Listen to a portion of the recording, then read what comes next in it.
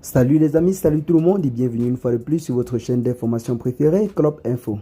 Aujourd'hui, on s'étape pour une nouvelle note d'information du côté de l'Afrique de l'Ouest où depuis quelque temps, l'on note des négociations entre la CEDEAO et l'AES pour une réintégration de l'AES au sein de la CEDEAO. Depuis sa prise de pouvoir, le président sénégalais Bassirou Diomaye Faye se présente comme un médiateur entre les deux blocs. Celui-ci cherche véritablement à réconcilier l'AES et la CEDEAO. Face à ceci, le capitaine Ibrahim Traoré répond et pose des conditions.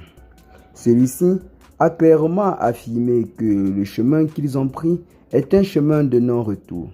Et s'il arrive qu'il y ait même des exceptions et que l'AES doit retourner au sein de la CEDEAO, il faudrait non seulement que la CEDEAO change son nom et que les chartes régissant la CEDEAO soient tous réformées.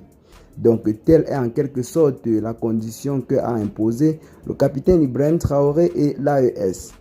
L'AES, depuis sa création, semble véritablement évoluer normalement et seule. La CEDEAO semble avoir perdu de très gros poids lourds, à savoir le Mali, le Niger et le Burkina Faso. Ils ont donc envoyé Bassirou Diomaye Faye pour négocier avec le gouvernement de ces trois pays afin que ceux-ci retournent au sein de la CEDEAO. Mais cela ne semble pas être chose facile car ils ont bel et bien dit que le chemin qu'ils ont emprunté est un chemin de non-retour. Mais ceux-ci, en quelque sorte, ne négligent pas le fait qu'il peut encore être possible de retourner au sein de la CEDEAO à la seule condition que les chartes qui régissent cette organisation soient réformées complètement. Car selon eux, la CEDEAO jusqu'à présent reste un instrument de maltraitance des peuples qui essayent de devenir souverains. Donc, c'est une organisation manipulée selon les gouvernements du Mali, du Niger et du Burkina Faso.